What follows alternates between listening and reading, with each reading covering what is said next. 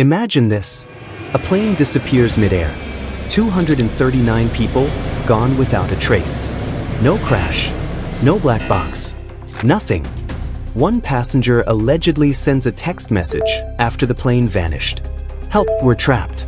A message that could change everything we thought we knew about MH370. But here's the twist. No one can confirm if it was real. So what really happened? Let's go back to the beginning.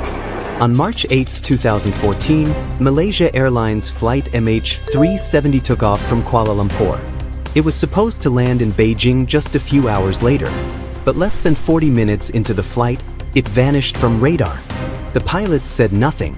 No distress call. No sign of trouble. And within minutes, it was just gone. Air traffic controllers were confused.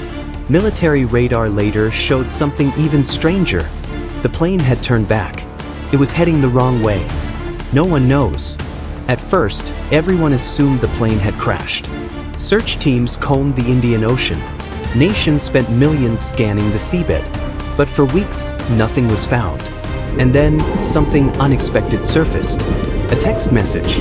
According to reports, a man named Philip Wood, a passenger on board MH370, had allegedly sent a message from his iPhone. "I'm in a plane. It's dark. I don't know where we are." Attached to the message was something shocking: GPS coordinates.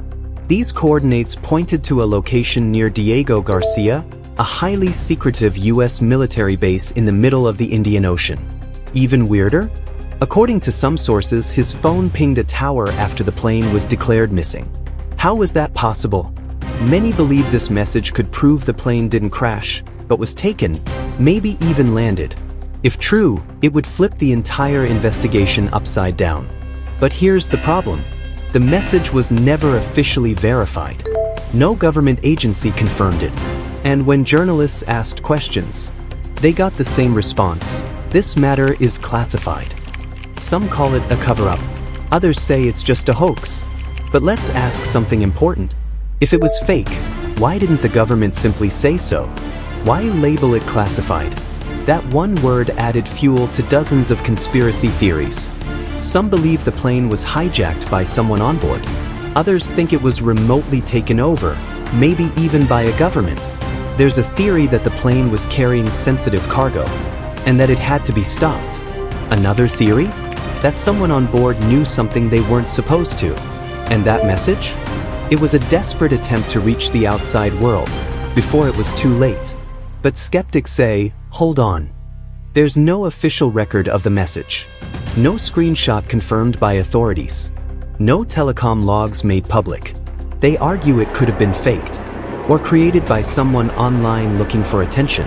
Still, no one can explain how Philip Wood's name even entered this story. He was a real passenger. His family was real. And the timing of that message? It fits. Even if it was fake, it struck a nerve. Because it raised a question that's haunted people for years. What really happened to MH370? If the plane crashed, why haven't we found all the wreckage? Why were parts found scattered in different locations, thousands of miles apart? And why were so many details of the investigation kept from the public?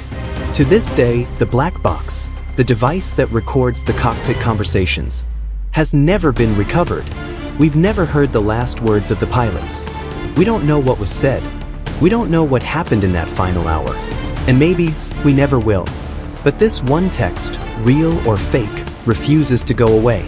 It keeps resurfacing.